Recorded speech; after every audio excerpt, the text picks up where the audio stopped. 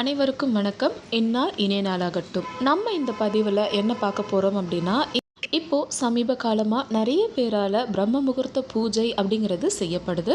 ஆனால் சிலரால் காலையில் எழுந்துக்க முடியாத சூழல் இருக்கலாம். அப்படி இருக்கக்கூடியவங்க பிரம்ம முகூர்த்தத்தை தவிர்த்து செய்யக்கூடிய மற்ற நேரங்களில் பிரம்ம முகூர்த்தத்தில் செய்யக்கூடிய அதே பலன் கிடைக்குமா அப்படின்னு கேட்டிங்கன்னா நிச்சயமாக கிடைக்கும். அந்த நேரத்தை பற்றி தான் நம்ம இந்த வீடியோவில் பார்க்க போகிறோம். எப்படி நமக்கு காலை மாலையில் விளக்கேற்றுவது அப்படிங்கிறது நம்ம வழக்கத்தில் இருக்கோ, அதே போல் காலையில் பிரம்ம முகூர்த்தத்தில் விளக்கேற்றும் போது கிடைக்கக்கூடிய அதே பலன் மாலை நேரத்தில் ஏற்றும் போதும் நிச்சயமாக நமக்கு கிடைக்கும். அந்த நேரத்தை பற்றி இந்த வீடியோவில் நம்ம தெளிவாக பார்க்கலாம். வீடியோ பார்க்குறதுக்கு முன்னாடி இன்னும் நம்ம சேனலை சப்ஸ்கிரைப் பண்ணலாம் பண்ணிக்கோங்க. ஆன்மீகம் தொடர்பான இன்னும் பல விஷயங்களை நீங்கள் தெரிஞ்சுக்க முடியும். இப்போ நம்ம வீடியோ பார்த்துடலாம்.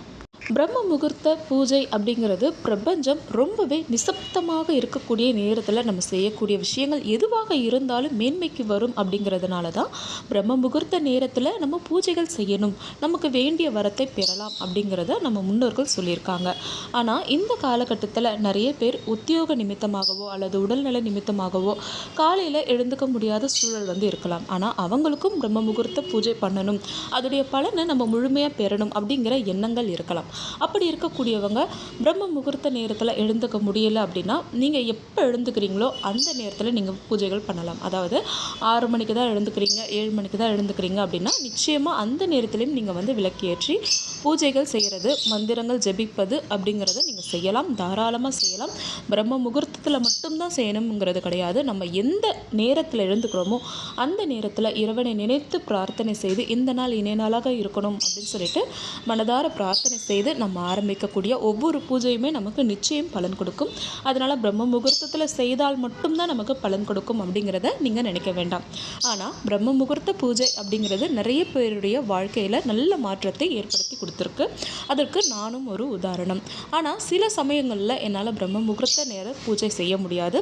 அதற்காக நமக்கு இருக்கக்கூடிய அடுத்த நேரம் தான் மாலை நேரத்தில் வரும். அதாவது சந்தியா காலம் சொல்லக்கூடிய சூரிய உதயம் முன்னாடி வரக்கூடிய அந்த நேரத்தில் நம்ம இதே பிரம்ம முகூர்த்த பூஜையை மாலை நேரத்துலையும் செய்யலாம். இது எப்போ வருதுன்னு பார்த்தீங்கன்னா, மாலை ஒரு 5 மணிலேருந்து 6 மணிக்குள்ளே இந்த பூஜையை நீங்கள் செய்யலாம். அதாவது சூரிய உதயம் ஆகும் பொழுது ஆகிறதுக்கு முன்னாடி நம்ம செய்யக்கூடிய இந்த பிரம்ம முகூர்த்த பூஜையும் அதே போல் சூரியன் மறைய போகும் நேரம் ஆனால் மறையாது அந்த நேரத்தில் நம்ம செய்யக்கூடிய பூஜையும் நமக்கு ஒரே பலனை தான் கொடுக்கும். அந்த நேரம் தான் நமக்கு மாலை 5 மணிலேருந்து 6 மணிக்குள்ளே கரெக்டாக சொல்லணும் அப்படின்னா 5:30 6 மணிக்குள்ளே நீங்கள் விளக்கேற்று அந்த அரை மணி நேரம் நீங்கள் பூஜைகள் செய்தீங்க அப்படின்னாலே நிச்சயமாக பிரம்ம முகூர்த்தத்தில் நீங்கள் பூஜைகள் செய்யும் பொழுது என்னெல்லாம் பலன் உங்களுக்கு கிடைக்குமோ அதே பலனை நீங்கள் பெற முடியும். இந்த சந்தியா கால நேரங்களில் உங்களுக்கு கடன் பிரச்சனை அதிகமாக இருக்குது அல்லது வருமானம் ரொம்ப குறைவாக இருக்குது அப்படின்னக்கூடியவங்க கனகதாரா சோஸ்திரம் பாராயணம் பண்ணலாம் அல்லது வீட்டில் ஒலிக்க செய்யலாம். லலிதா சகஸ்ரநாமம் ஒலிக்க செய்யலாம் அல்லது பாராயணம் பண்ணலாம்.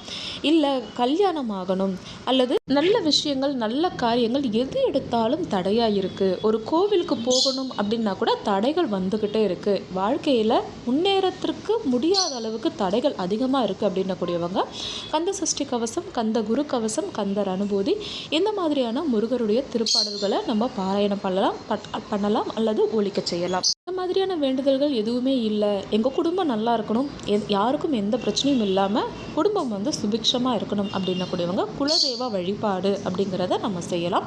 குலதெய்வ வழிபாடு தெரியாதவங்க, குலதெய்வமே தெரியாதவங்க நான் ஃபஸ்ட்டு சொன்ன மாதிரி உங்களுடைய இஷ்ட தெய்வத்தை நீங்கள் வழிபாடு செய்யலாம். இந்த அரை மணி நேரம் உங்களுடைய பூஜைக்கான நேரமாக நீங்கள் ஒதுக்கிடுங்க. பூஜை அப்படிங்கிறது கடவுளுக்கு ஏற்புடையதாக இருக்கணும். நம்ம உடலை வருத்தி செய்யக்கூடிய ஒவ்வொரு பூஜையுமே நமக்கு பலன் கொடுக்கக்கூடியதாக தான் இருக்கும். ஆனால் நீங்கள் இப்படி தான் செய்தாகணும் அப்படிங்கிறத எந்த ஒரு தெய்வமும் நமக்கு சொல்லலை. முறைகளை தான் முன்னோர்கள் நமக்கு சொல்லியிருக்காங்க.